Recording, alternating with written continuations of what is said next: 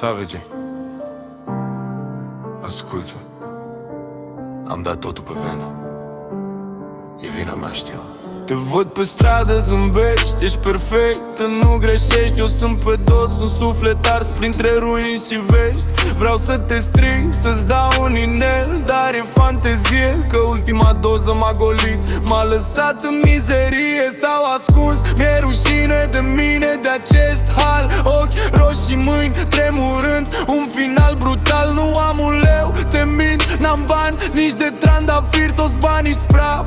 Fum un mic elixir, n-am trandafiri roșii, am doar petale uscate. Am toți banii pe venă, mi-am vândut toate dreptate. Tu ești lumină, eu sunt întuneric, nu e loc să ne unim. În loc să te țin de mână pe marginea prăpastiei, ne mistuim. Aș da tot aurul din lume, dar aurul e toxic, e praf. M-am autodistrus, n-am avut niciun alt stat.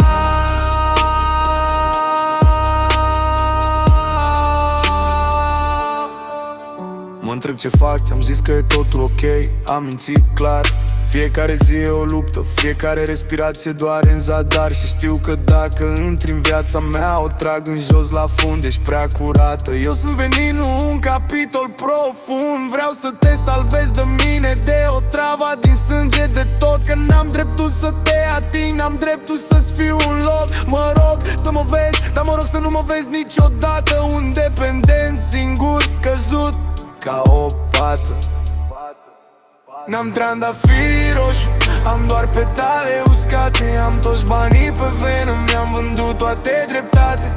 Tu ești lumină, eu sunt întuneric, nu e loc să ne unim. În loc să te țin de mână pe marginea prăpastiei, ne mistuim. Aș da tot aurul din lume, dar aurul e toxic, e praf. M-am autodistrus, n-am avut niciun alt stat.